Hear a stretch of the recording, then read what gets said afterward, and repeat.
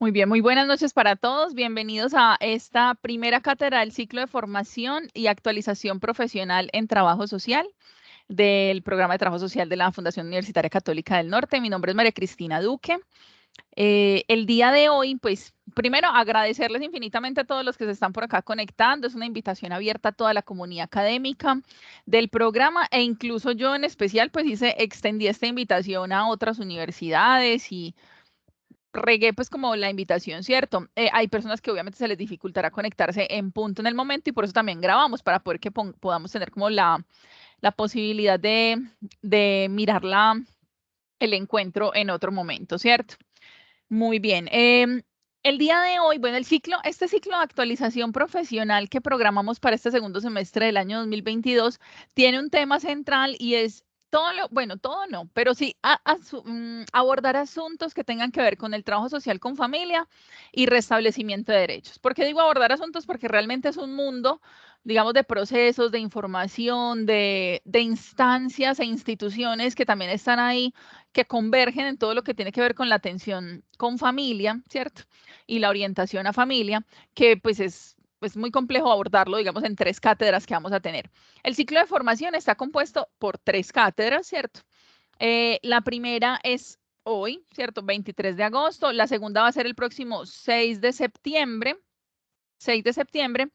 Y la última va a ser el día, ay, se me escapa la fecha, espérenme, yo miro acá el calendario. Martes 6 de septiembre es la próxima, o sea, entre 15 días y la última a los 8 días, el 13 de septiembre, justo antes de que acabemos bloque académico. El día de hoy tenemos una invitada supremamente especial, ella se llama María Yarledi Preciado, ella ya está acá conectada con nosotros. Es una trabajadora social y magíster en terapia familiar que ya ha tenido experiencia trabajando con ICBF y con procesos pues de restablecimiento de derechos o de protección o servicios de protección a la familia, pero específicamente desde el ICBF, ¿cierto? El día de hoy, puntualmente nos va a compartir los servicios o sí, servicios de protección a la familia que tiene el ICBF, pero pues algunos de ellos, porque ella también me contaba pues antes de conectarnos, Macri, es que es mucho, o sea, realmente la institución hace muchas cosas y son muchos los servicios que ofrece y no me daría el tiempo para abordar todo, pero pues sí puedo mostrarles una parte, contar desde ese punto de vista, pues actualizarnos y refrescar lo que ya conozcamos previamente, si ya sabemos, o enterarnos los que apenas estemos como en este proceso formativo arrancando, ¿cierto? Creo que también es un espacio que va a ser muy valioso para nuestros estudiantes en práctica, puesto que muchos de ellos sé que están en escenarios de, de protección a la familia. Entonces, espero que sea de mucho provecho. Entonces, están los tres encuentros. El día de hoy vamos a trabajar este tema. El próximo encuentro, que es el 6 de septiembre, vamos a trabajar eh, trabajo social sociojurídico. En especial tenemos una invitada que es, bueno, es de las familias de la casa, es la profesora Paula Álvarez, que también ejerce desde las comisarías de familia como comisaria de familia. Entonces ella nos va a contar más desde el contexto de las comisarías de familia, parte pues de los procesos que se hacen para la protección y ve, ahí está Pauli conectada, yo aquí hablando de ella, ojalá esté hablando bien yo. Para la protección pues del contexto pues y el núcleo familiar que se hace desde las comisarías. Y el último encuentro, que es el 13 de septiembre, vamos a realizar un conversatorio. Ahí me pongo yo de invitada, voy a estar con la profesora Luz Adriana. Luz Adriana también ella ha tenido amplia experiencia en trabajar en comisarías de familia.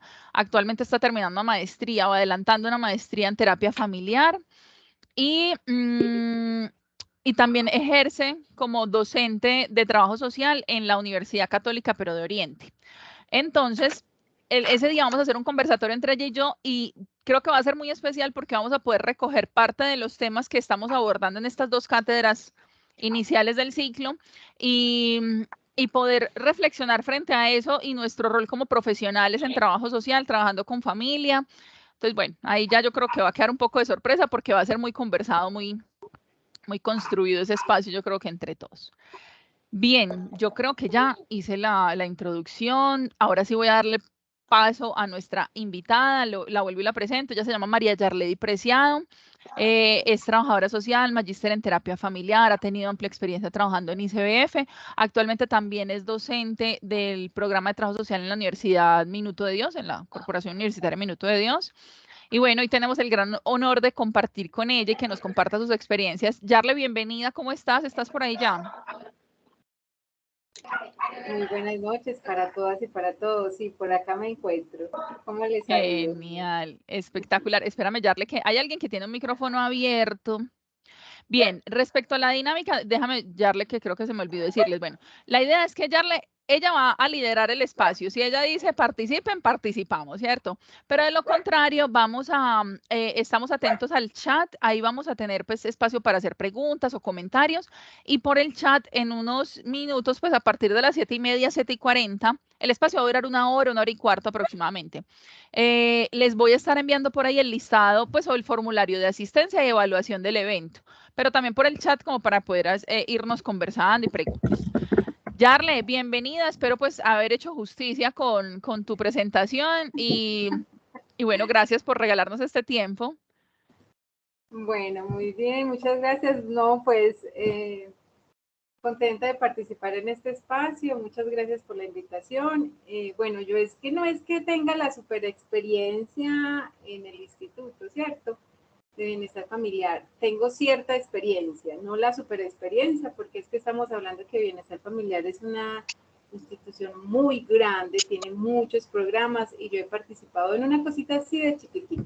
Quiero compartir con ustedes pues los conocimientos que he adquirido en el bienestar familiar, pero sí quiero hacer esa aclaración desde el principio, porque es que son muchos los programas y realmente uno no alcanza. Yo creo que no le alcanzaría a uno la vida para conocerlos todos, ¿cierto?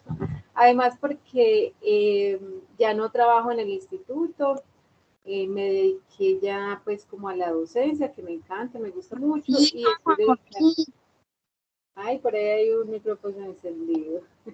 Y estoy dedicada también a la terapia familiar y de pareja. Entonces, en el instituto ya hace tiempito que no estoy trabajando, pero pues le voy a contar a grosso modo cómo se manejan pues, los procesos en protección, cómo es el rol pues que desempeña el trabajador social en el ICBF, ¿cierto?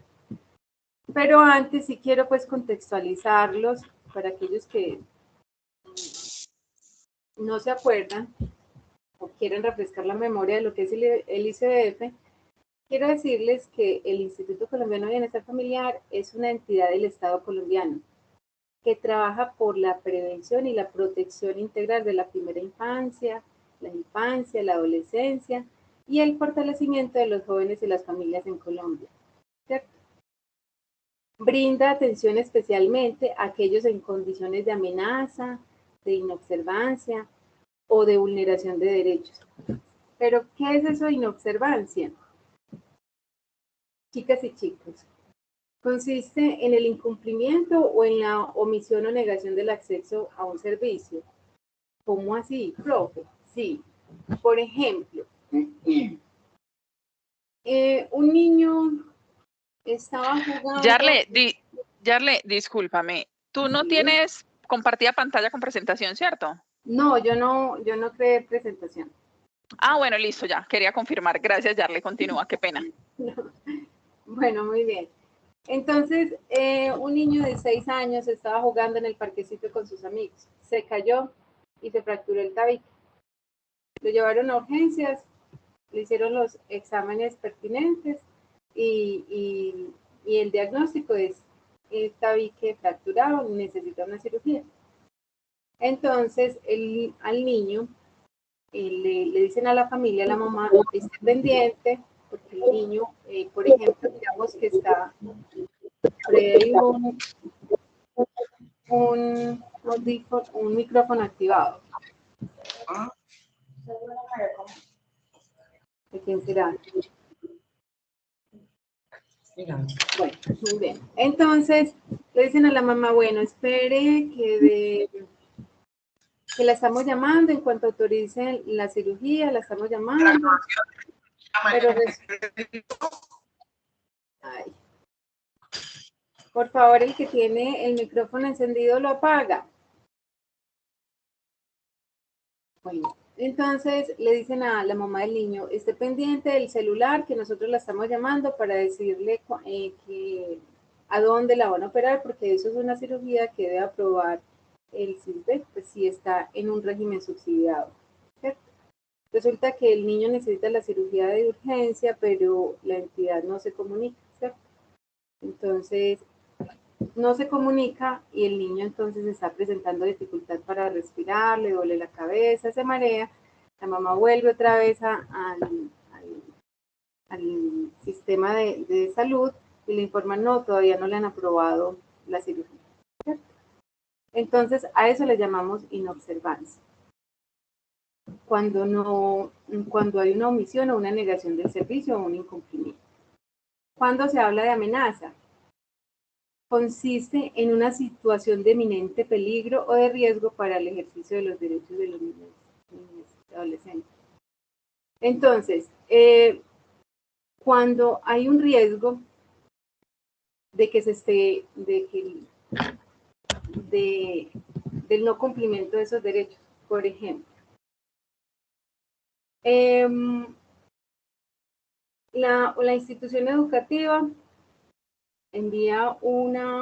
se comunica con Bienestar Familiar para informar que Pepito Pérez lleva 15 días sin ir a la institución educativa, que se comunican con la mamá y que la mamá no les contesta el teléfono.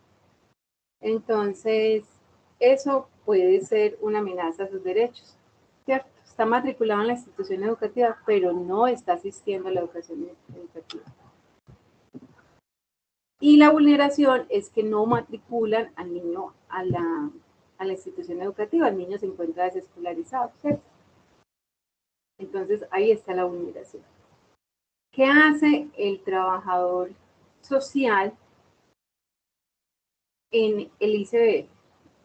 Bueno, principalmente es liderar el área sociofamiliar, es decir, aportar las pruebas que requiere la autoridad administrativa con respecto al proceso de los niños, ¿cierto?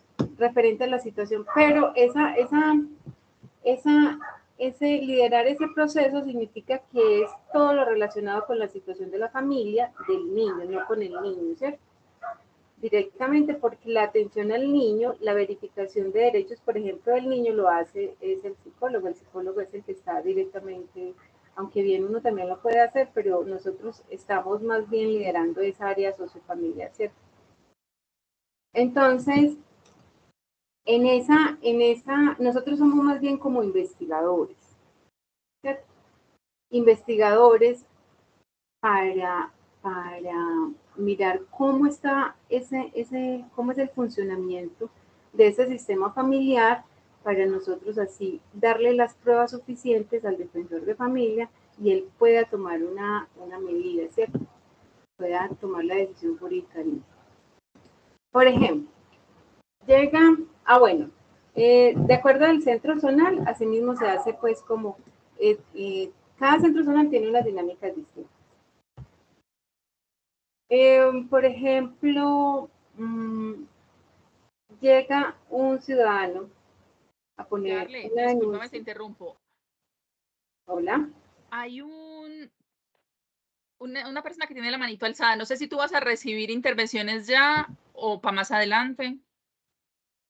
Creería que al final, cuando ya estemos al final de la conversadita, podemos... Listo, genial, te agradezco. Dale. Bueno, entonces, bueno, muy bien. Llega un ciudadano, quiere poner una petición. Se dirige a relación con el ciudadano y dice, mira, vengo a denunciar que en la cuadra donde yo vivo, tengo un vecino, una vecina que está maltratando mucho a una niña que está cuidando. La niña grita, no me pegue, no me pegue, y esa señora le pega más duro. La niña no vive en esa casa, a ella la cuidan allá. Entonces, relación con el ciudadano lo que hace es direccionar esa petición a constatación, a la oficina de constatación. La oficina de constatación envía pues al equipo psicosocial para constatar esa denuncia. Si la denuncia es verdadera, se hace una valoración, una verificación de derechos, ¿cierto? Una valoración, se llama valoración sociofamiliar de verificación de derechos. Y si es falsa, la cierran. Entran al sistema de información misional y crean la actuación y cierran, ¿cierto? Si es fallida, pues llegaron a la vivienda y en esa vivienda no había nadie, deben volver a esa vivienda para verificar, ¿cierto? Esa denuncia. Bueno, para constatar perdón. Que esa denuncia es verdadera, que esa petición es verdadera, entonces es ahí donde se abre, donde se hace la verificación, ¿cierto? El informe de valoración sociofamiliar de derechos.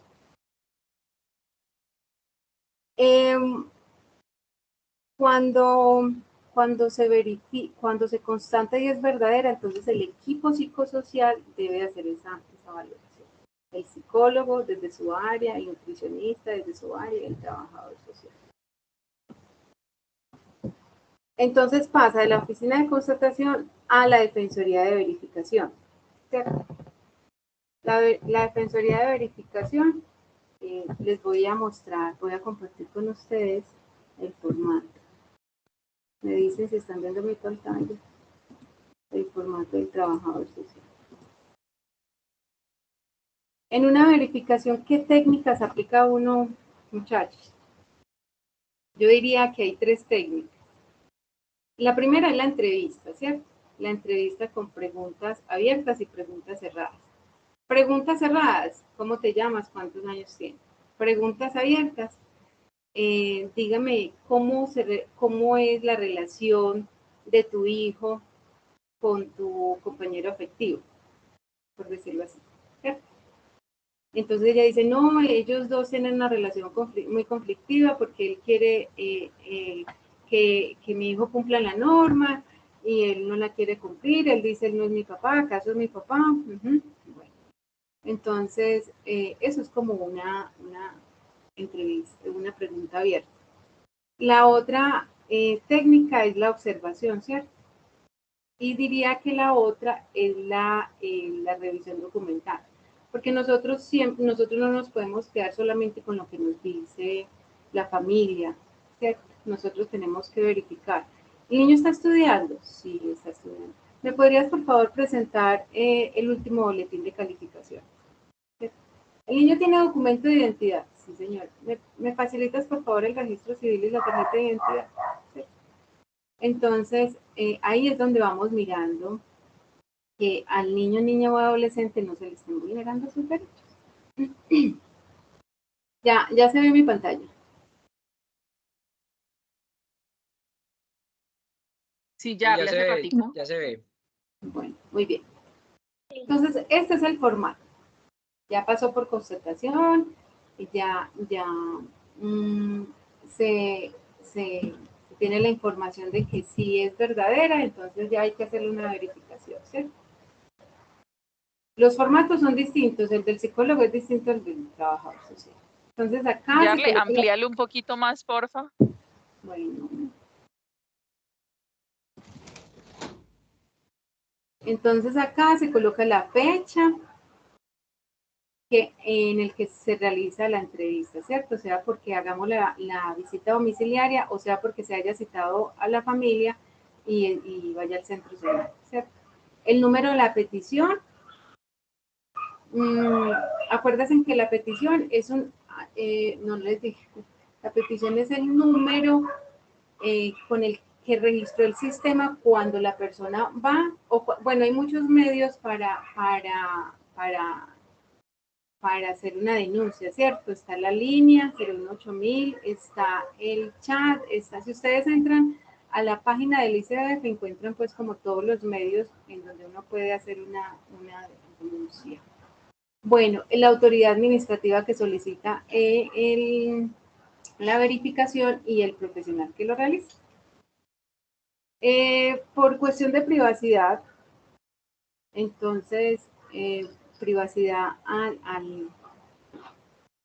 la información de los niños, niñas y adolescentes, no les presento pues como ejemplo, sino más bien el formato, ¿cierto? Acuérdense que nosotros tenemos dentro de nuestra ética profesional, debemos reservar ese tipo de información, ¿cierto? Entonces, está el nombre completo del niño, el documento de identidad. Venga, es que no tengo el documento de identidad acá, pero yo me sé el número. Tiene una copia. O sea, nosotros no nos podemos quedar solamente con lo que nos dicen. La fecha de nacimiento, la edad, la escolaridad, preguntando si está estudiando, en dónde está estudiando, muéstreme su último boletín, nos damos cuenta, ¿cierto?, que no se le estén vulnerando estos derechos. Lo mismo que la afiliación al sistema de seguridad social, preguntamos cuál es la EPS que lo atiende, si es régimen subsidiado, si es régimen contributivo, lugar de nacimiento, el sexo, el número de hermanos, qué número de hijo es, el idioma, ¿cierto? Personas de contacto es muy importante, ¿cierto? Porque si necesitamos alguna información o si se le va a abrir un par, estos teléfonos de contacto son supremamente importantes. Acá donde dice motivo de ingreso y descripción de la petición, se copia tal cual es la petición.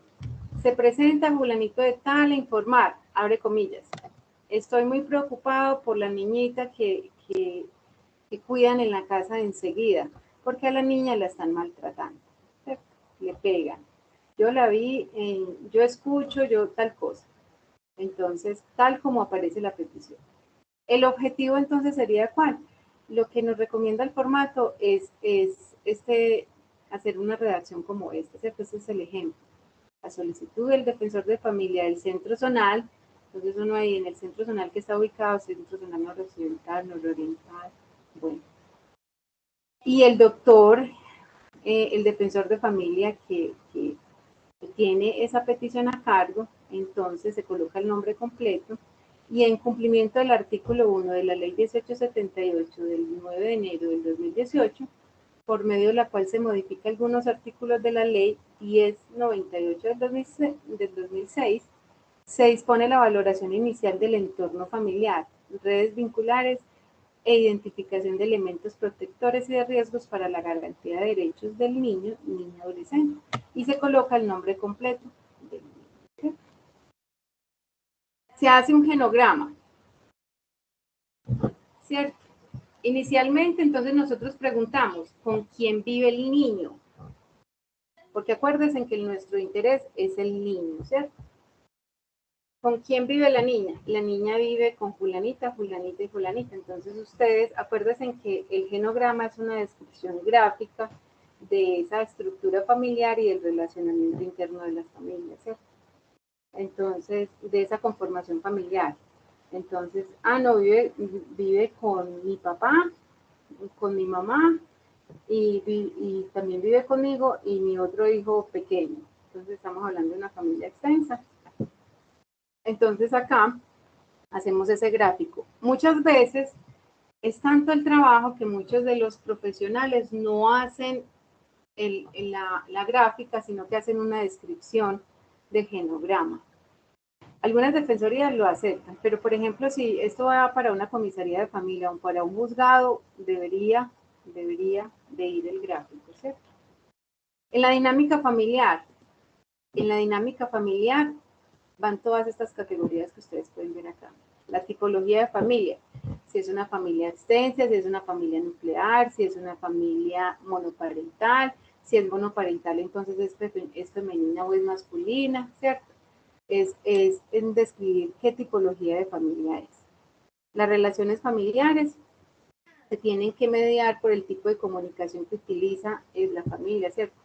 Cómo está haciendo la comunicación de la familia, si es una comunicación dañina, agresiva, violenta, si es una comunicación amorosa, respetuosa, ¿cierto? Y entonces acá hablamos del tipo de relaciones que se tejen dentro del núcleo familiar. Una relación distante, una relación conflictiva y entre quiénes. Porque recuerden acá se hace un análisis más bien sistémico. Entonces, y ese análisis sistémico tiene que ver con los subsistemas familiares. Entonces, por ejemplo, ¿cómo es la relación del subsistema conyugal? ¿Cómo es la relación del subsistema fraternal? ¿Y cómo es la relación del subsistema parental? Ustedes ya han visto este tema, pregunto, que no vaya a ser como estoy hablando en chino. Bueno, en parte no. Yarle, hola. los que ya han pasado por el curso de trabajo social familiar, sí, pero es muy probable que aquí hayan estudiantes de semestres iniciales también y otros que están en práctica. Es que aquí tenemos de todo, amiga. Bueno, muy bien. Sí. El sistema conyugal es la relación de la pareja, ¿cierto? Sea la pareja que sea una pareja heterosexual o una pareja homosexual de dos mujeres o una pareja de dos hombres, ¿cierto? ¿Cómo es ese relacionamiento de esa pareja? Del subsistema fraternal estamos hablando de la relación de hermanos. Y del subsistema parental es la relación de los padres con los hijos, ¿cierto? Entonces acá se describen cómo es el relacionamiento de esos subsistemas que viene a ser el sistema familiar, ¿cierto? La familia es un sistema que está conformado por esos subsistemas, entonces hay que hacer un análisis de esos subsistemas, ¿cierto?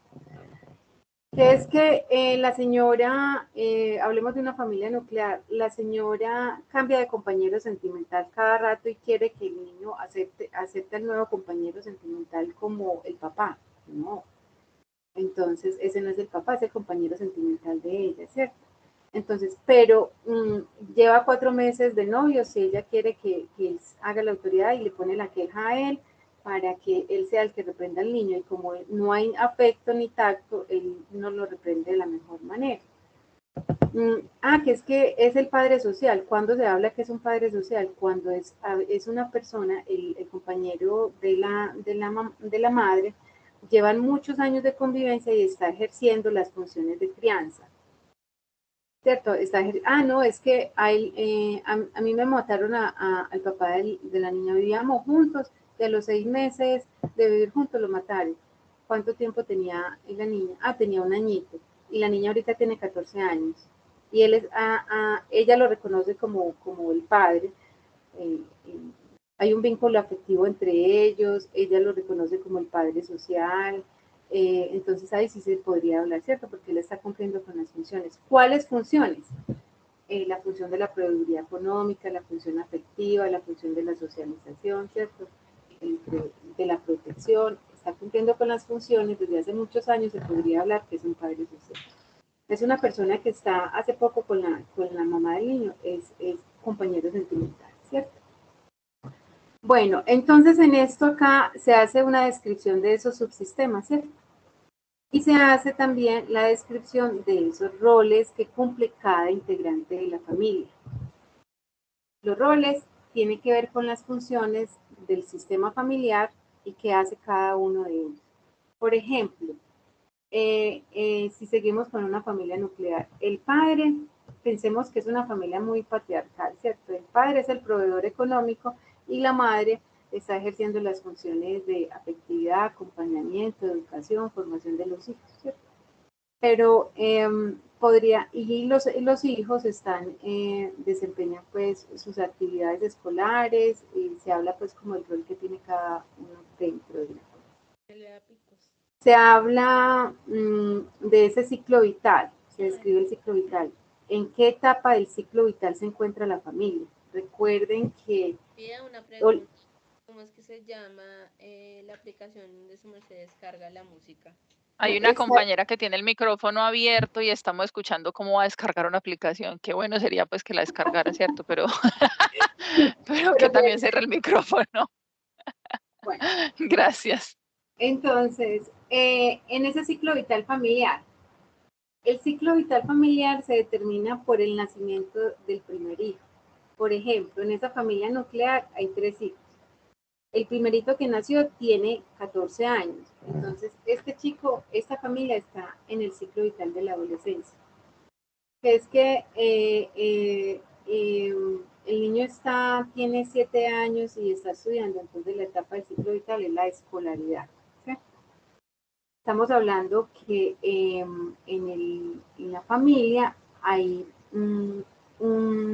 desde la perspectiva sistémica, hay varias, se le habla de ciclo vital a la evolución de la familia, entonces está la unión de la pareja, ¿cierto? Que es cuando la pareja se constituye, sea por matrimonio o unión marital de hecho.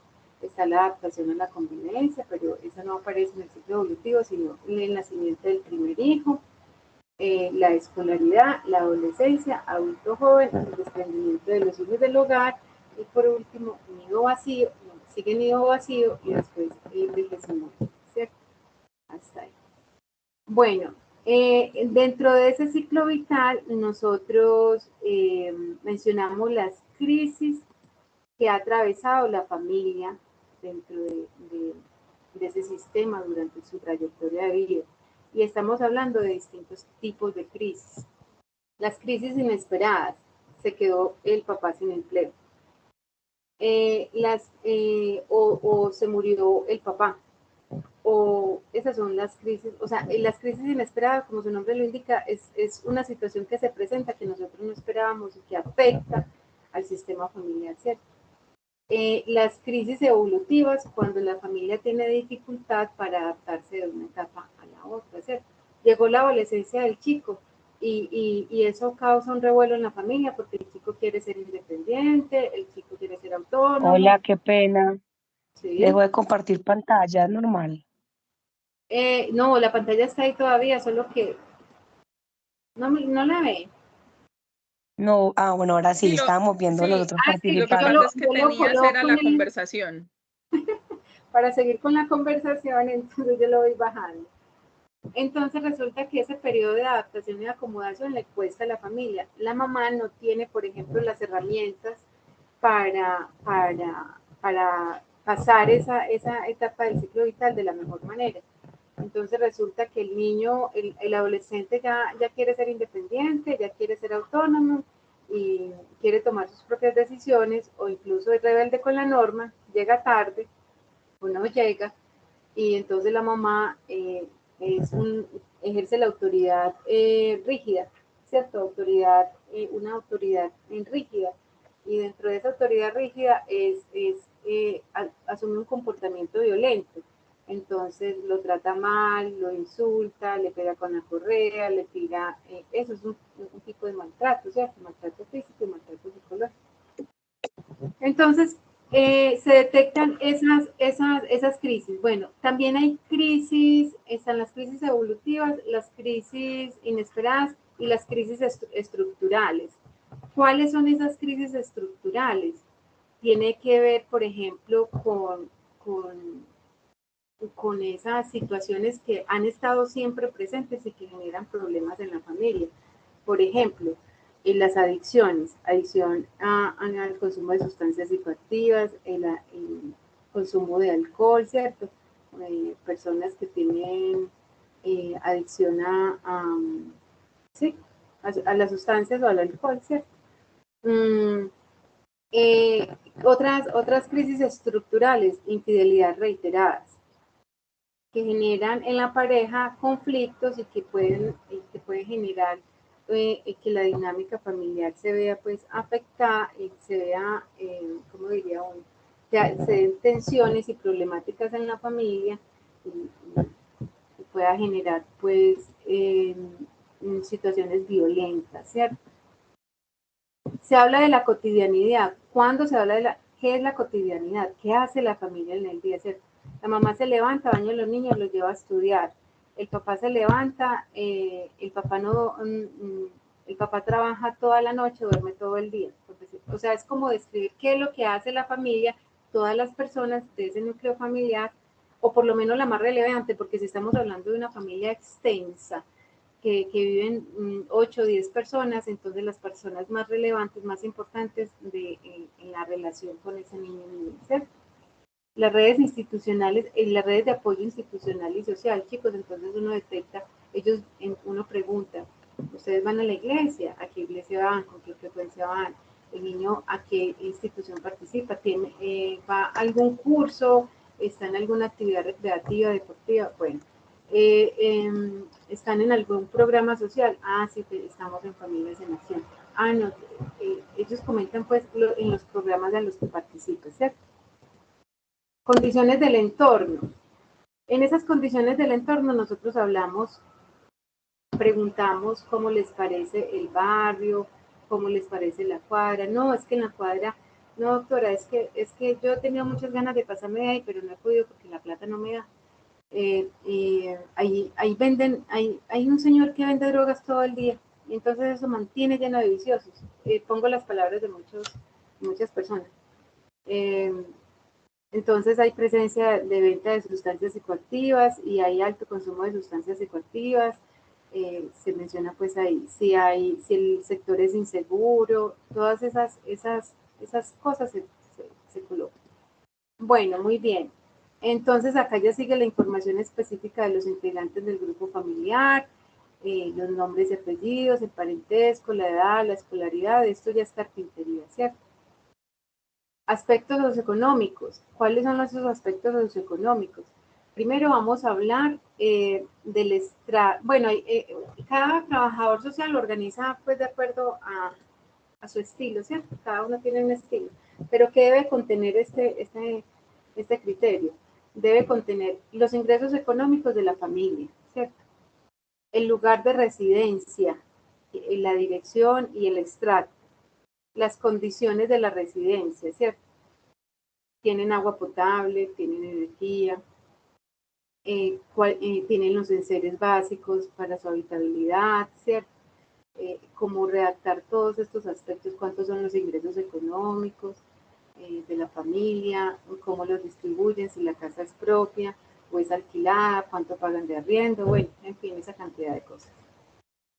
Nosotros acá identificamos los factores de vulnerabilidad y los factores de generatividad. Resulta que es una mamá, es un hogar, una tipología de familia monoparental femenino. La madre está dejando sola al niño durante el día porque tiene que trabajar, no tiene una red de apoyo para que lo cuiden, ¿cierto? Entonces, eso es un factor de vulnerabilidad, pero el factor de generatividad es que la mamá hay un vínculo afectivo estrecho con el niño, ella se preocupa por suplir todas sus necesidades elementales, el niño tiene un buen desarrollo biopsicosocial porque la madre pues está haciendo pues como está ejerciendo y sus funciones adecuadamente, ¿cierto? Ya ese concepto de valoración sociofamiliar ya es integrar todo lo que usted dijo de acá para arriba, integrarlo y decir, el niño fulanito dental, integrar todo lo que usted encontró de ese niño. Esa información es el insumo que tiene el defensor de familia para tomar las medidas, ¿cierto? Ahí es con esa información, por eso hablamos de que nosotros somos investigadores. Pues somos los líderes de los procesos sociofamiliares de estas defensorías de familia, ¿cierto? Que es distinto al rol que cumple un trabajador social en un operador, ¿cierto? Bueno, también están los formatos, por acá se había sacado otro, que es valoración sociofamiliar para audiencia de fallo en el par. El niño, en esa verificación de derechos, se detectó que el niño tiene casi que todos sus derechos vulnerados, ¿cierto? Entonces, el defensor de familia abre un proceso administrativo de restablecimiento de derechos. Entonces, cuando abre ese proceso, el niño entra ya a protección del ICD, ¿cierto? Cuando entra a protección, ellos tienen el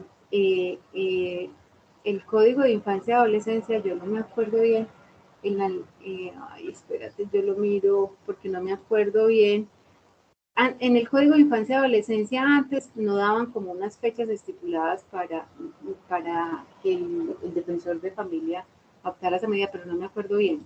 Yo sé que la ley que hubo una modificación y la ley 1878 del 2018 ya le dio unos tiempos a los, hace tanto tiempo que lo leí que no me acuerdo bien, le da unos tiempos al defensor de familia para tomar esas decisiones jurídicas, ¿cierto? Y entonces tiene la primera, una vez el niño entra a par, son 6 meses que el niño está, con posibilidad de prórroga a 12 meses. Lo máximo que puede estar un niño en ese proceso de par es 18 meses, ¿cierto? En esos 18 meses, el defensor de familia sí o sí debe de decidir qué va a pasar con ese niño. Que es que el niño no cuenta con una familia, que el niño tampoco tiene una red de apoyo, entonces tiene 18 meses que a partir de la información que le da el equipo interdisciplinario del operador y la información que le da el equipo interdisciplinario de la Defensoría de Familia, toma decisiones, ¿cierto? Que declaran al niño en adoptabilidad, lo declara. Que no, que es que el niño tiene una tía por allá que quiere hacerse cargo de él, entonces se lo entregan a la tía, ¿cierto? Porque siempre se prevalece, siempre se busca es que la misma familia quede con el niño. Bueno, esos formatos de audiencia de fallo es otro tipo de formato, pero no voy a profundizar. Son muchos los formatos. Hay, que yo conozca, hay 5 formatos, ¿cierto? Que en los que puede trabajar el trabajador social, valga la redundancia, y es el formato de informe de verificación de emergencia, cuando, por ejemplo, llega un adolescente 5 de la tarde un viernes, necesito protección porque me van a matar, ¿cierto? Eso es un acto urgente, entonces se hace la verificación de derechos, pero entonces también tiene su formato de verificación de emergencia. El informe de audiencia de fallo, cuando el defensor de familia toma las decisiones, yo no me acuerdo cómo se llama eso, porque ya salí de ahí mucho tiempo. Está el formato informe de intervención sociofamiliar y formato informe de visita domiciliaria. Quería compartir como esas funciones que hace el trabajador social dentro de protección. ICBF tiene 2 áreas misionales, que es protección y promoción y prevención. Primera infancia, ¿cierto? El programa de 0 a Siempre. Yo de ese programa no conozco nada, soy sincera porque nunca he trabajado ahí. Seguramente si rastreo información, si me intereso por saber, sabré pues de cómo funciona, pero de este programa sí no. De protección, como les digo. Ahora, ¿qué hace el trabajador social en los operadores? El ICBF tiene una contratación con distintos operadores, ¿cierto? De acuerdo a los programas. Por ejemplo, en protección está como el restablecimiento de derechos y está adopciones y está, ¿cómo es que se llama el otro? Ay, se me olvidó, pero me acuerdo. Ay, cuando los adolescentes están en conflicto, se habla de las medidas y sanciones del proceso judicial con los adolescentes. Yo no me acuerdo cómo es que se llama. Tendría que entrar a la página, no me acuerdo en este momento cómo es que se llama ese programa. Bueno, se lo estoy viendo. Entonces, bueno, entre muchos otros, ¿cierto? Entonces, ¿qué hace el ICBF? El ICBF hace unas contrataciones con los operadores. Esas contrataciones es para que ellos presten los servicios a los niños, niñas. Bueno, se llama responsabilidad penal para adolescentes, ¿cierto? Cuando los adolescentes están en conflicto con la ley. Ahora sí me acordé. Bueno, entonces, ese es el otro programa.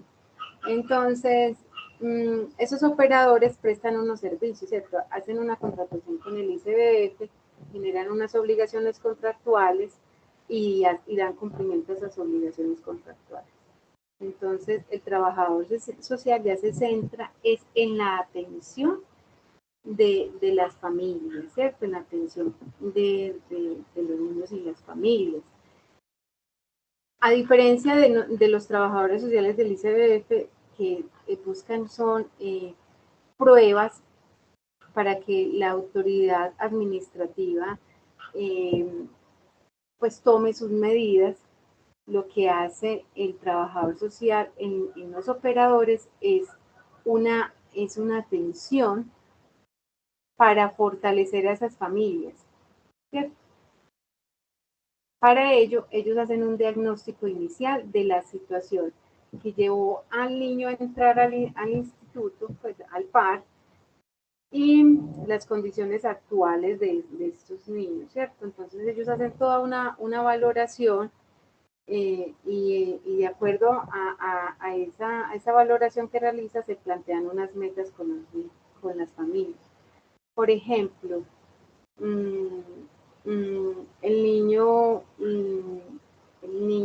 tiene una relación distante con la madre, entonces tratan de que fomentar ese vínculo, fortalecer ese vínculo entre madre e hijo, pero yo he visto que ellos trabajan más que todo en talleres, no me acuerdo más, en lo que trabajan más bien a nivel grupal con las familias en los temas que consideran que son relevantes e importantes. Por ejemplo, la comunicación asertiva. Por ejemplo, las funciones de la familia.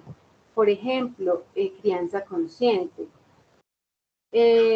Cuando en una verificación de derechos se detecta que lo que hay es una violencia intrafamiliar, esos casos se remiten con estas valoraciones a comisaría de familia, porque es comisaría de familia la que se encarga de estos procesos de violencia intrafamiliar, ¿cierto?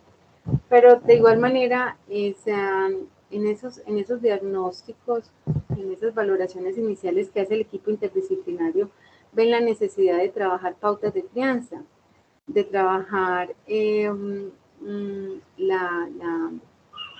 vínculo afectivo de las familias, tratan de que las familias se vinculen a los procesos de los chicos, ¿cierto?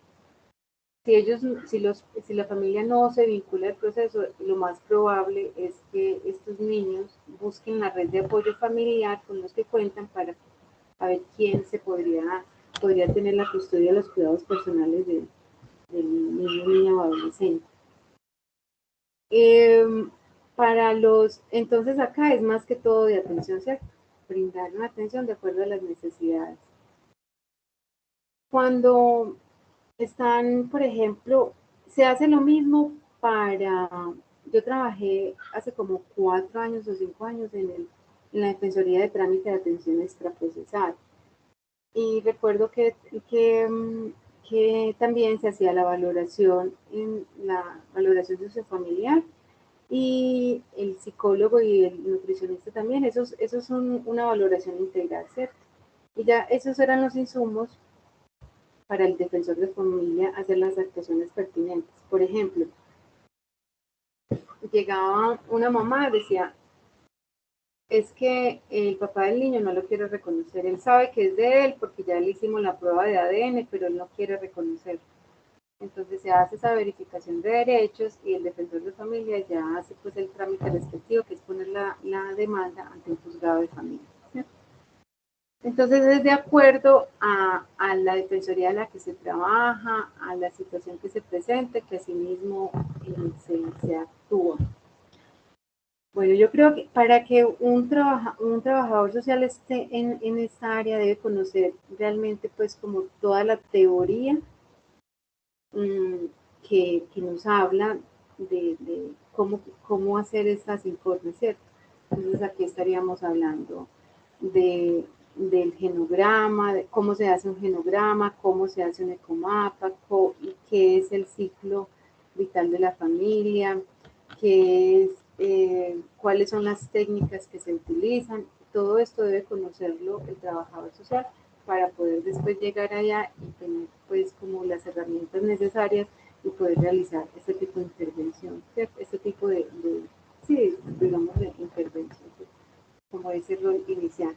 Es un conocimiento inicial que no se podría omitir porque yo como podría llamar a la familia que está conformada, por ejemplo, por la abuela, y la mamá, y la niña y un primo. No podría decir ella vive con mi, habría que decir es una familia extensa, ¿cierto?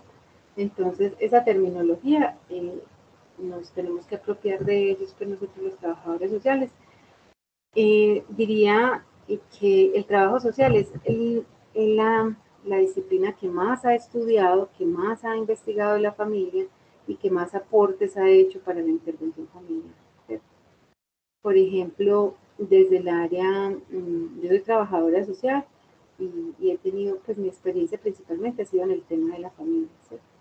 Entonces, lo que es la terapia familiar, me apasiona muchísimo y también pues ya serían otras técnicas distintas, ¿cierto? Y ya no es como de protección a la familia, sino es otro tipo de intervención distinta para que la familia salga de esas situaciones que les provocan problemas en la relación que tienen, que les afectan el relacionamiento interno y que se bloquean o hay una dinámica difícil, entonces para que ellos puedan salir pues como de esas situaciones que se presentan. Bueno, ¿qué se me habrá olvidado de lo que tenía para decirles? No, no les hablo de las leyes, pero sí quiero mencionarles, pues, el instituto tiene unos lineamientos, o sea, el instituto todo lo tiene documentado. Usted necesita saber algo, no es sino que entre a la intranet y busque la información. Pero para los que quieren ampliar este tema, tendrían que leerse entonces el Código de Infancia y Adolescencia, que es la Ley 1098 de noviembre del 2006. La reforma que se hizo, pues, yo no sé si se llama reforma, yo le diría las modificaciones que se le hizo a la ley 1098, que fue a partir de la ley 1878 del 2018, entonces la invitación sería leer tanto el Código de Infancia y Adolescencia como la ley 1878, que hizo algunas modificaciones en estos artículos. Y después ahí sí leer los lineamientos, ¿cierto? Por ejemplo, para ustedes contextualizarse de este proceso administrativo de restablecimiento de derechos, ustedes tendrían que leer entonces el lineamiento técnico para la inclusión y atención de las familias, el manual operativo, ruta de actuaciones para el restablecimiento de derechos, el manual operativo, modalidades y servicios de atención de los niños, niñas y adolescentes con proceso administrativo de restablecimiento de derechos, guía del equipo interdisciplinario en el PAR, es como los lineamientos para este proceso de restablecimiento. Y así como para los demás programas está todo absolutamente documentado. O sea, no, lo que más me gusta de bienestar familiar es que uno no trabaja en el limbo. Todo está documentado y es simplemente uno dirigirse, ¿cierto? Buscar la información y ahí sí entonces tener claridad de qué hacer, cómo hacerse. Bueno, ¿qué me falta por mencionar acá? No, es como eso principalmente. Ahora sí, los escucho a los que van levantando la mano. Claudia Nado tiene la mano levantada. Doctora María Yarledi, buenas noches, ¿cómo está? Señorita Claudia, muy bien, ¿usted? Bien, gracias. Bueno, entonces estamos hablando o hablamos hace un ratico del ciclo vital familiar. Voy a poner un ejemplo, una familia de tipología nuclear. Esa familia de tipología nuclear tiene adolescentes, también está en la etapa vital de la escolaridad, además tiene adulto joven. ¿Cuál sería el ciclo vital familiar para ese sistema? Acuérdense que el ciclo vital se marca con el nacimiento del primer hijo. Entonces hay que preguntar qué edad tiene el primer hijo. El primer hijo tiene 22 años, entonces están en el ciclo vital de adulto joven, ¿cierto? De adulto joven, pero se marca también que se encuentran en la etapa con dificultades en la dinámica familiar, en la adaptación de la dinámica, en la adaptación a la nueva etapa del hijo Pepito Pérez que se encuentra en la adolescencia, ¿cierto? Pero entonces ahí ya se habla, siempre se marca es con el hijo mayor. Muchas gracias. Con gusto. Bueno, Elizabeth, no, Elisander tiene la mano marcada. Tiene la mano levantada. Doctora, buenas. Buenas Aló, noches. doctora, buenas noches. Ay, pero se le escucha entrecortado. Ya. Buenas noches. Buenas noches.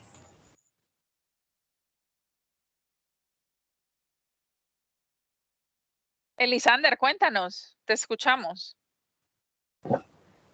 Yo iba a hacer una pregunta.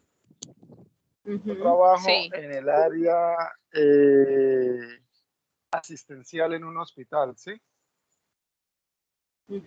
Yo he visto muchos casos, por ejemplo, del Instituto Colombiano de Bienestar Familiar, donde ellos manejan madres sustitutas. ¿Sí?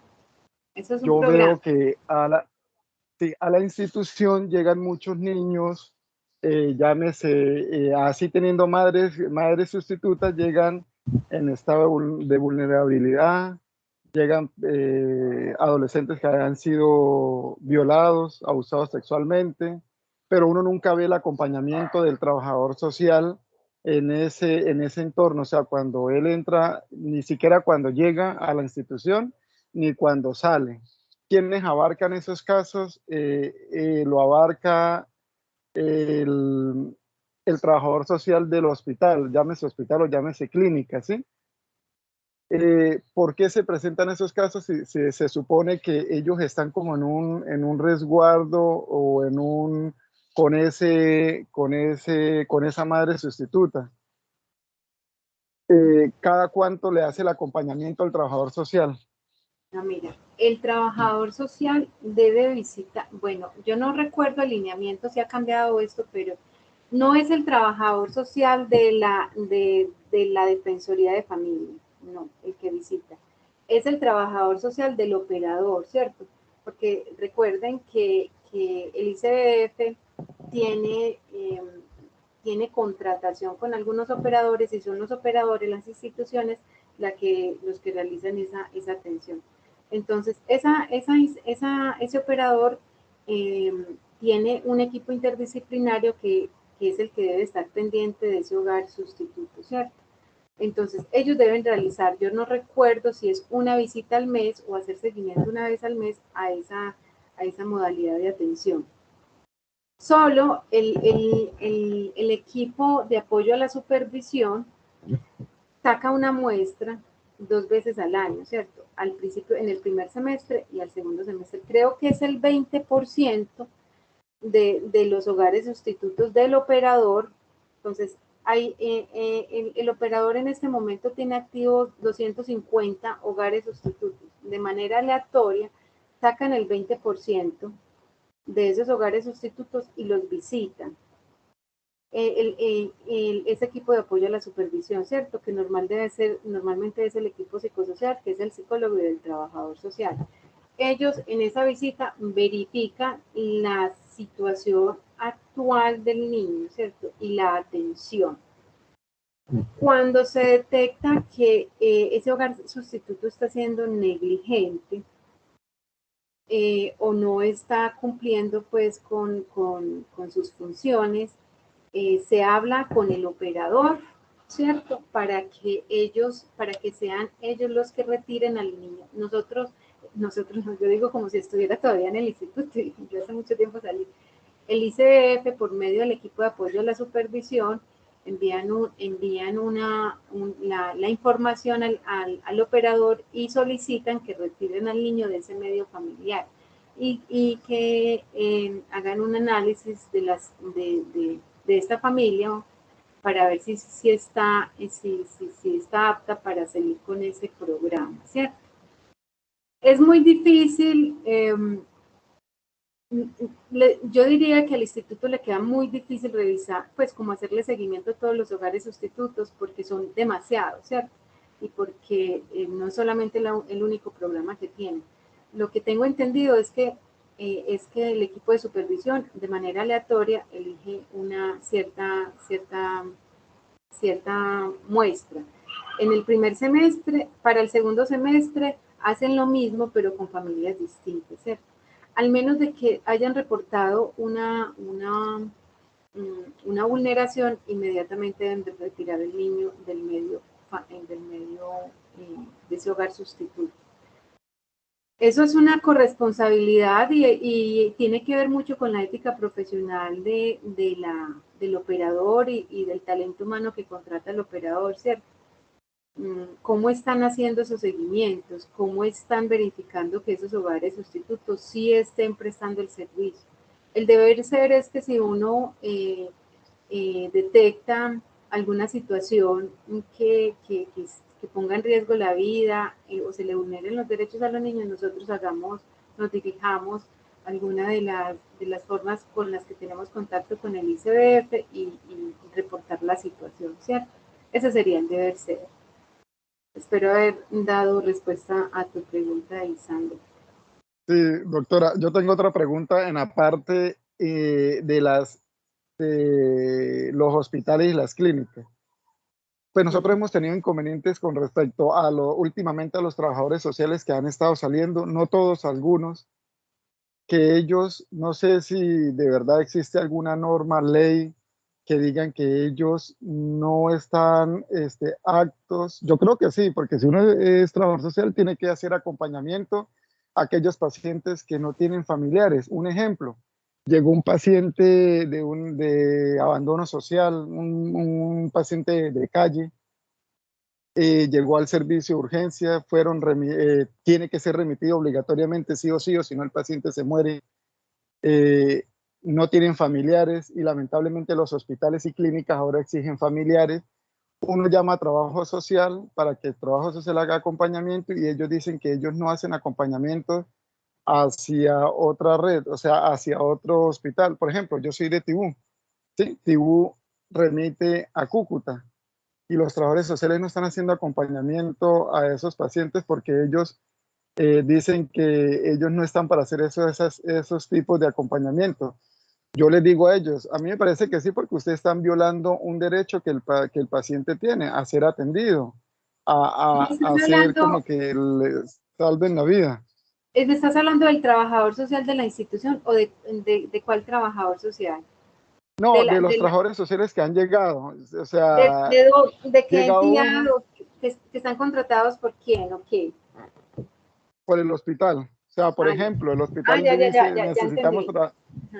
O sea, los trabajadores y sociales que están ellos, contratados por el hospital. Ah, bueno. sí, Ahí, y ellos, por ejemplo, nosotros le decimos, hay casos que se presentan de código fucsia, que ahora pues la norma 3100 ya lo llama como código fucsia, no abuso sexual, sino código fucsia, y uno les dice a cualquier hora, se supone que es una urgencia, ¿sí? Ellos deben venir para no revictimizar al paciente, ¿sí? Porque lo agarra el médico lo indaga, luego viene la trabajadora social, lo indaga la trabajadora social, luego viene el psicólogo, lo agarra el psicólogo, y yo digo, eso es revictimizar al paciente, activen la ruta, pero ellas dicen que no vienen, que esperen hasta el otro día. Yo digo, hombre, o sea, ¿hasta dónde está el profesionalismo del trabajador social?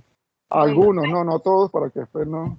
ahí la situación que se presenta tiene que ver más con la institución, con el tipo de profesionales que contrata, con las funciones que deben desempeñar los trabajadores sociales y principalmente con el lineamiento técnico, no sé cómo le llaman en los hospitales y las clínicas, con el lineamiento técnico de la entidad, ¿cierto?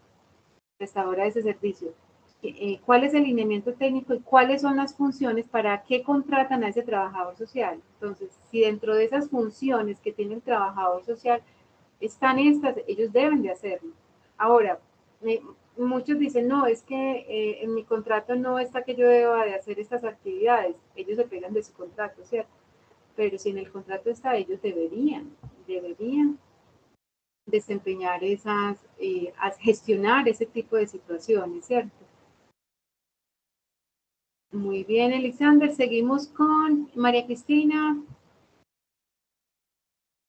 ¡Qué emoción poder hablar! Yarle, maravilloso. No, vente, tenía, a ver, hubo un comentario, hubo una intervención por el chat muy al inicio de una compañera que se llama Luz Dari, pero yo la verdad no entendí bien. Si Luz Dari está acá, yo la voy a leer y si ella está aquí para que nos aclare, a ver, maravilloso, ¿cierto? Si nos aclara la pregunta. Ella dice, es algo duro porque yo tuve una experiencia dura con bienestar. Yo estoy en una fundación, no sé si está trabajando o en qué, pues en qué calidad está en esa fundación, ¿cierto? ¿Y cómo es posible que los chicos tenían cosas fuertes, habían hecho con sus vidas lo que ya se imaginan? No, no me imagino. Resulta que cuando ya estaban bien, el bienestar se los llevó para ganar más dinero. Y claro, como eran 7, pagaban por cada uno 3 millones a cada persona. Y las personas encargadas de la fundación no les iban a decir nada, se los iban a llevar a escondidas y se dieron cuenta porque una de las niñas fue a visitar, en este caso, fue a visitar. En este caso, ¿qué se hace allí? ¿Cómo se puede solucionar? Luz Daria está por ahí conectada. Y ya lo otro, bueno, otros 2 comentarios mientras Luz Daria de pronto reacciona. Bueno, respecto al formato que nos mostrabas, pero ya por ahí lo resolvimos en el chat. En el chat les compartí el enlace de la página web del ICBF donde podemos descargar el formato, pues y eso. Y ya, Yarle, lo otro que te iba a pedir, bueno, Luz Daria dice que le da pena intervenir. Bueno, lo otro que te iba a pedir era que ahorita en un ratico me mandes por el WhatsApp tal vez o aquí por el chat, no sé, el listado de esos manuales que tú dijiste que debíamos revisar, que la ley 1080, que el manual técnico de no sé qué cosita, bueno, todo eso para yo poder para que cuando yo les envíe a todos los asistentes las grabaciones y de hecho pues voy a enviar el correo con el enlace, poder mandarle este material de apoyo también o los enlaces, los nombres y ya yo busco los enlaces y se pueden descargar para que ellos también tengan material de consulta. Yo tengo toda esa información, si quieres se los paso, dame un segundo, se los paso por el chat. Hola, qué pena, pero yo en el chat yo no te veo, mando un correo. En el chat no veo sino la de la lista de asistencia. En el chat está el Ya link voy a de la lista de volverles a mandar asistencia. Sí, ya les voy a volver a mandar el de la asistencia.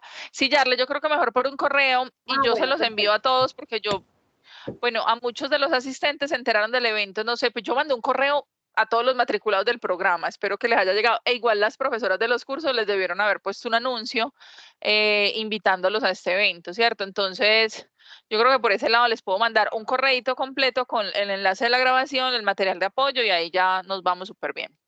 Listo, eso era lo que iba a decir por ahora, Yarle, muchas gracias. Bueno, muy bien. Sigue Mayra Vidarte. Hola, buenas noches. Buenas noches. Bueno, yo tengo una pregunta y es, de pronto en el tiempito que manejaste, que trabajaste en el ICBF, ¿tuviste alguna oportunidad de llevar a cabo un caso que haya tenido que ver, digamos, directamente con hospital, con alguna clínica, que digamos llegara algún caso de algún niño, pues llevándolo como al extremo de violación en el que tú como representante del ICBF tuviste que intervenir y de qué manera lo hacen? O sea, me gustaría saber cómo el proceso. Bueno, yo quiero ser honesta con ustedes y es que tengo dificultades para aceptar trabajar en CAIVAS o en el tema de abuso sexual, porque soy muy sensible, demasiado sensible, y esas problemáticas me afectan demasiado a nivel emocional. Entonces, decir que en algún momento se presentó la oportunidad y yo dije, no, esto a mí me enferma porque es que no sería capaz de ir a un hospital a verificar los derechos de una niña de 1 año, 2 años que ha sido víctima de abuso sexual. Eso a mí me desborda emocionalmente. Entonces, a decir verdad, no tengo esa experiencia, como les digo, o sea, el ICBF recibe millones de problemáticas, todas distintas, complejas, difíciles, ¿cierto? Y uno debe saber hasta qué punto yo soy capaz y puedo hacerlo, qué sí puedo hacer y qué no, porque es que, por ejemplo, a mí ese tipo de situaciones, yo veo una noticia y a mí me ponen los pelos de punta y entonces es una situación difícil, realmente no he tenido esa experiencia. Pero de pronto con algún otro caso, o sea, poniendo pues el ejemplo era como digamos de caso de violación, que es lo más común que se mira, pero de pronto con algún otro caso, digamos de descuido, bueno, el que haya tenido que intervenir trabajo social del ICBF por un niño, digamos, o sea, en sí mi pregunta es, ¿qué proceso es el que se lleva en esa parte de conexión de salud, de la parte de la salud y del trabajo social? Por ejemplo, la institución, la clínica del Prado recibió a una paciente que estaba para tener su bebé dilatando en 5. Atendió a la señora, la mamá, la niña nació y le hicieron las pruebas de toxicología y resultó positivo para cocaína. Le preguntan a la mamá porque vieron que la niña tuvo ciertos comportamientos como, ¿cómo se dice? Síndrome de abstinencia cuando nació, entonces decidieron hacerle esas pruebas y entrevistar a la mamá si había consumido sustancias psicoactivas durante el embarazo. La mamá dice que efectivamente ella no sabía que estaba en embarazo y ella consumía, pero que después de que se enteró dejó de consumir. La clínica está en la obligación de reportar esa situación al ICBF, ¿cierto? La niña salió positiva para cocaína. El ICBF ya se dirige, si la recién nacida está en el hospital, se dirige al hospital, hace la verificación de derechos y entonces, al ser una situación delicada, entra en un proceso administrativo de restablecimiento de derechos. Pero resulta que el equipo psicosocial identifica que la abuela materna estaba deseosa de que naciera su nieta, es su primer nieta, desea criarle, le tiene todo el amor para darle, entonces lo que hace la familia es que hace la Defensoría de Familia, el defensor de familia, que es la máxima autoridad administrativa y es el que toma las decisiones, ¿cierto? Dice, no, entonces vamos a ubicar a la niña en el medio familiar.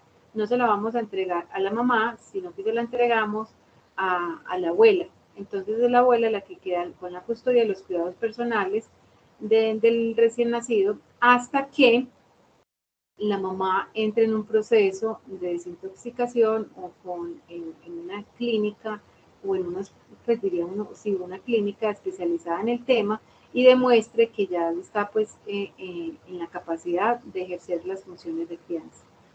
Entonces, en una situación como esa, pues pasa lo mismo. El hospital da a conocer a Bienestar Familiar la situación, Bienestar Familiar se dirige, o si le han dado de alta a la mamá, entonces debe dirigirse lo más pronto posible el equipo psicosocial al lugar de residencia de la madre, ¿cierto?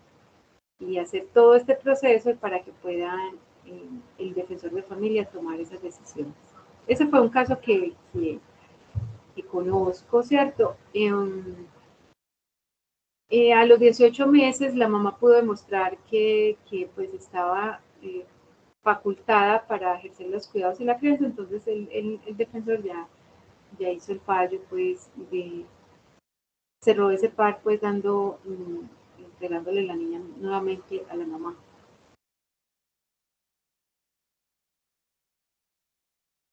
Espero haber dado respuesta a tu pregunta, Mayra. Sí, señorita, muchísimas gracias, doctora.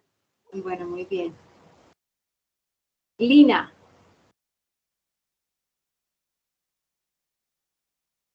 Bueno, por asuntos de tiempo y de orden, vamos a recibir las intervenciones hasta esta última que alzó la mano, Carolina Jiménez, y para ya hacer cierre pues del evento. Listo, gracias.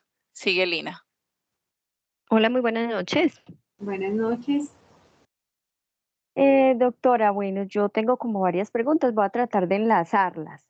La primera es, de acuerdo al formato del informe de valoración, en la parte de la observación, ¿qué se debe observar en ese momento? O sea, uno observa el comportamiento de la persona. La técnica de la observación. Sí, o uno observa la casa y cuál sería el límite hasta donde el trabajador social puede llegar en esa observación. Pues mire, yo diría que no hay límites cuando se encuentra vulnerados los derechos de un niño. No hay límite porque estamos hablando que es la vida de un niño, ¿cierto? Y nosotros tenemos que tener las herramientas, las que sean necesarias, sin atentar, ¿cierto?, contra esas personas, ¿cierto?, siendo respetuosos, siendo amables, pero de igual manera tenemos que valernos de todas nuestras habilidades, capacidades y formación para poder analizar esa situación. La vivienda, cuando yo hacía visitas domiciliares, le decía, ¿me puede enseñar, es tan amable, la vivienda, doctora? Es que la casa está desordenada. No, no se preocupe, a esta hora normalmente uno la casa en las mañanas no la arregla tan temprano, no se preocupe. Y en ese revisar, entonces uno observa cómo está la vivienda, en qué condiciones está la vivienda, el aseo, ¿cierto? La habitación del niño, con la niña, con quien duerme. Uno tiene que tener todos los sentidos ahí puestos. La observación, cómo se comporta esa mamá cuando uno hace el recorrido por la vivienda, cómo es el orden de esa vivienda, dónde duerme el niño, con quién duerme, y también, yo no me acuerdo qué más, es como todo eso, como que en este momento no me acuerdo ya bien cómo, pero es tener puesto todos los sentidos, es saber qué escuchamos, cómo interpretamos lo que escuchamos. Porque acuérdense que una cosa es la información que ellos nos dicen y otra cosa nosotros cómo lo interpretamos. Ellos siempre van a querer dar, pues, defender, porque muchas familias tienen miedo de que les quiten sus niños, de que bienestar familiar. Muchas familias dicen, a mí me robaron el niño en bienestar familiar, a mí me quitan el niño, no quiero que que el bienestar familiar me quite el niño, ¿cierto? Entonces ellos siempre van a querer dar su mejor versión, pero de la situación que se presenta. Pero ¿cómo está escuchando usted, cierto, esa información? Y cuáles son las evidencias que ella está aportando para corroborar que lo que está diciendo es verdad, ¿cierto? Entonces por eso hablábamos de eso. Entonces, cuando hablamos de esos sentidos es cómo escuchamos, cómo estamos interpretando, cómo es el lugar, el barrio. Cuando nosotros ingresamos a la vivienda podemos observar cómo es el sector, cómo incluso hasta las dinámicas relacionales se puede dar cuenta uno en esa visita domiciliaria, ¿cierto? Llegó el tío todo malhumorado, tiró la puerta y le gritó al niño. Salió la tía bajo los efectos de sustancias psicoactivas, ¿cierto? Es como observar todo eso, los comportamientos, las relaciones, toda esa dinámica interna de la familia, que es un espacio muy corto, pero un tiempo muy corto para analizar, pero sí podemos tener insumos, ¿cierto? Para la realización de ese informe. Y como hablábamos siempre, tener las evidencias, no quedarnos, sí, es que él estudia, ¿dónde estudia? No, es que no tengo el boletín de calificaciones y tiene la constancia de la matrícula tampoco. ¿En qué institución estudia? ¿Y en qué grado está? Y se acuerda del nombre del director de grupo. Usted se puede comunicar por su correo institucional a la institución que le den información si ese niño sí está estudiando allá. O puede ir personalmente, mostrar su carnet que hace parte de bienestar familiar y que necesita que le den esa información, ¿cierto? Listo. Doctora, ¿y puede tomar fotografías? A los niños no. O sea, nosotros nosotros no estamos autorizados para tomar fotografías. ¿A qué le podemos tomar fotografías? Fuimos a la vivienda y la encontramos sola.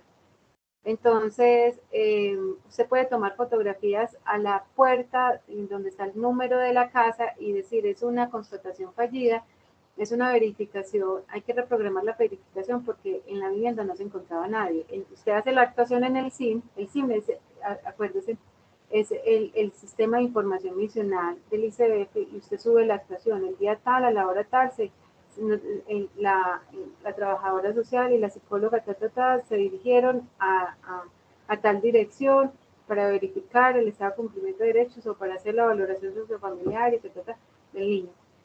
Pero no se encontró a nadie, se deja como evidencia la fotografía, ¿cierto? Del lugar. Eso sí se podría hacer, pero a los niños como tal, no, ¿cierto? Además porque usted es un profesional y tiene su tarjeta profesional y está avalado, que es la información que usted está dando, usted la está avalando con su tarjeta profesional, ¿cierto? Lo que usted escriba en ese informe, el defensor de familia lo va a tomar siempre como verdad. He ahí la importancia de hacer un informe integral, un informe claro, preciso, coherente, que el defensor de familia le quede claro la situación actual del niño y su familia, y así pueda tomar decisiones, ¿cierto? Ah, doctora, sí, muy clara la respuesta. Muchísimas gracias. La otra pregunta es en cuanto a la negativa de una persona de mostrar documentos, de mostrar la casa, de no permitirle a uno ese acceso. Uno no podría, por decir algo, obligarlo, sino que entonces uno tendría que hacer ahí que, no sé, retirarse, volver después o dejar claridad en el informe que la persona no colaboró. Ajá. Se deja la evidencia de que la persona no colaboró, no quiso recibir la visita, entonces se deja una citación, ¿cierto? La citación para que se dirija al centro zonal el día tal, a la hora tal, y no se presentó, entonces vuelve otra vez a la citación, a hacerse la citación. ¿Qué pasa después? Realmente nunca me pasó, entonces no podría hablarle cuál es el manejo que se le da después. Lo que sí sé es que lo que es documento de identidad se puede sacar por la registraduría, lo que es saber si están afiliados al sistema de seguridad social también se puede hacer si se tienen los datos completos, el nombre, apellido y tarjeta de identidad o registro civil de niño, niña o adolescente. Eso se puede sacar. Si tenemos información de la institución educativa donde se encuentra estudiando, se puede uno dirigir allá. Nosotros tenemos que valernos no solamente la información que nos da la familia de origen, ¿cierto? Sino que nos dice, por ejemplo, los vecinos, que es que la familia no quiere ser colaborativa en esa entrevista. Uno podría entrevistar a los vecinos. Yo recuerdo una vez que la familia me tiró la puerta en la cara y me trataron súper mal. Entonces me fui para la tienda que había en la cuadra.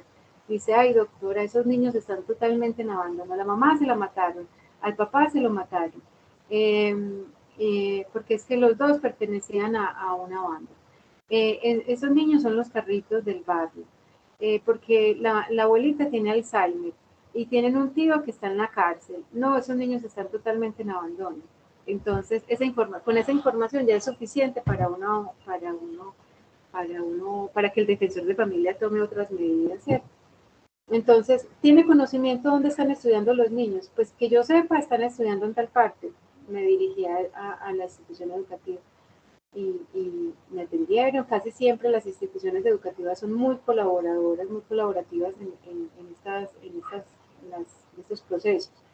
Entonces, no, acá llegan sucios, hay veces el fulanito que es el mayor llega bajo los efectos de sustancias psicoactivas, hay veces vienen, otras veces no vienen, son groseros, eso es suficiente, ¿cierto? Con eso es suficiente para que la familia no lo atiende a uno, no tiene que buscar otros medios para si está en el lugar, ¿cierto? Si a nosotros, si la denuncia es que los niños tienen alta permanencia en calle y están consumiendo sustancias psicoactivas, si la familia no lo quiere atender a uno, no puede buscar la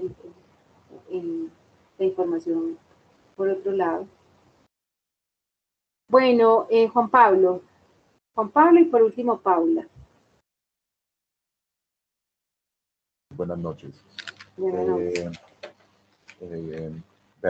Mi pregunta básicamente es, o sea, tengo dos casos, pero debido al tiempo, entonces solamente lo voy a remitir a uno. Hace más o menos 8 años hubo un caso en que se robaron un infante recién nacido en un hospital. El caso cogió revuelo y demás, pero al final la policía logró rescatar al infante, al bebé. Se había entrevistado a los papás y se descubrió que la mamá era menor de edad y el papá era mayor de edad. Y en ese caso el Instituto Colombiano de Bienestar Familiar en ese entonces denunció al papá por pederastía. ¿Denunció al papá qué? Perdón. Denunció al papá por pederastía, embarazó a una menor de edad. Ah, ya. Y pues, o sea, la dinámica es que desde un principio de las noticias yo vi ese caso y mostraban que pues el papá reflejaba un compromiso con la mamá del infante y con el bebé. pues, o sea, allá habían rescatado al bebé y todo eso, pero en ese momento le presentaron esa denuncia al papá. En aquellos, pues, o sea, es irónico el caso en el que, listo, ya se embarazó a la muchacha y demás, y el señor muestra incluso un compromiso con la crianza del infante y demás. Y lo que, al cabo de una semana, lo que se quejó la mamá del infante es que estaba en condición de vulnerabilidad, porque al ser menor de edad todavía no podía trabajar. Es una muchacha de 16, casi 17 años recién cumplidos. Y que no podía trabajar, sostener a la bebé, y el papá era el único sustento, pero todavía estaba privado de la libertad debido al proceso en el que se le estaba. Entonces, en ese caso, pues mi opinión personal, parecía más como un tiro en el pie, pues porque es un hecho, el riesgo que se puede presentar. Era una familia humilde de fincas, de zona rural, y usualmente todavía hay una idiosincrasia, digamos, aquí en Antioquia ocurre mucho de eso. Entonces, ahí es esa paradoja. Hacemos cumplir la ley y sancionamos a este señor, pero a la vez dejamos en vulnerabilidad a la familia, o cómo sería el procedimiento en ese caso. No, pues ahí sí le diría, pues es un total desconocimiento para mí, porque yo no, o sea, eso ya está en instancias judiciales, ¿cierto? Entonces uno ahí no tiene, pues no, yo diría que lo que se podría hacer es que ella se dirija al ICBF y exponga la situación de vulnerabilidad de su hijo, ¿cierto? Y que el niño, pues ya de acuerdo a la situación que se presente, ya el ICBF actúe. ¿Qué pasa o no pasa con el señor? Estas son las dinámicas de este país, ¿cierto? Y hay unas leyes que determinan ciertas situaciones y es una forma de regular ciertas conductas de la humanidad. ¿Y qué tal que no existiera, cierto? Aunque hay veces uno las cuestiona, ¿cierto? De acuerdo a ese contexto y a la situación que se presenta, uno hay veces las cuestiona. ¿Qué pasaría? ¿Qué debería hacerse ahí? Yo diría pues que la mamá debe buscar su red de apoyo familiar, social, programas sociales, pero también puede dirigirse al ICBF a ver qué orientación le pueden dar ahí. Doctora, muchas gracias. Me gustaría señalar el otro evento así resumido, pero primero quisiera saber si se me permite ese tiempo o ya lo dejamos así. ¿Usted qué me dice, profesora Sandra? No sé cuánto tiempo es No, si usted me permite. Hágale. Si usted me permite, el caso ocurrió más o menos hace como 3 años. Fue en el Retiro, en el que una estudiante menor de edad, pues también, obvio, denunció que había sido abusada sexualmente por parte de 2 miembros de su familia. El caso cogió mucho revuelo, de un tío y un abuelo, fue lo que yo recuerdo. Y al cabo de un rato, haciendo las pesquisas y demás, se denota que pues la información al parecer era falsa.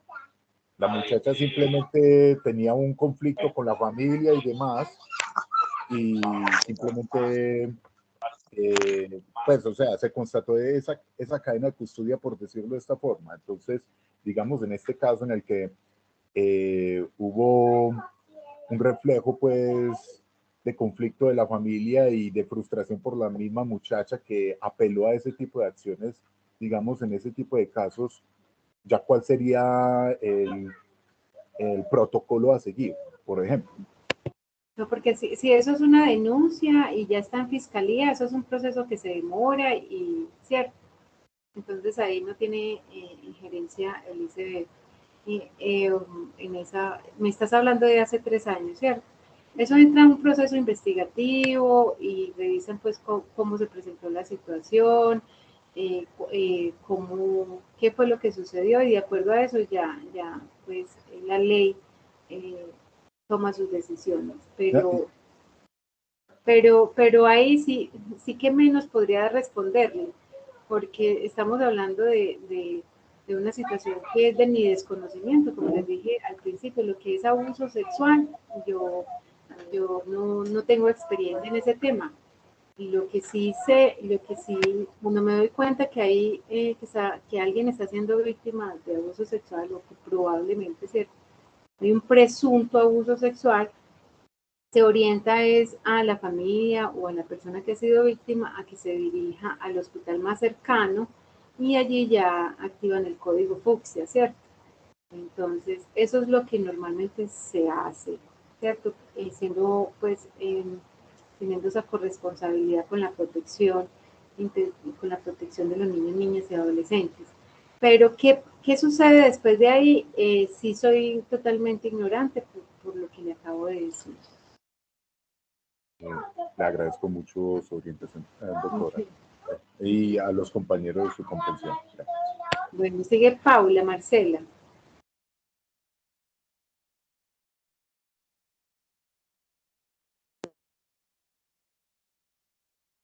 Así que no encontró el micrófono ya.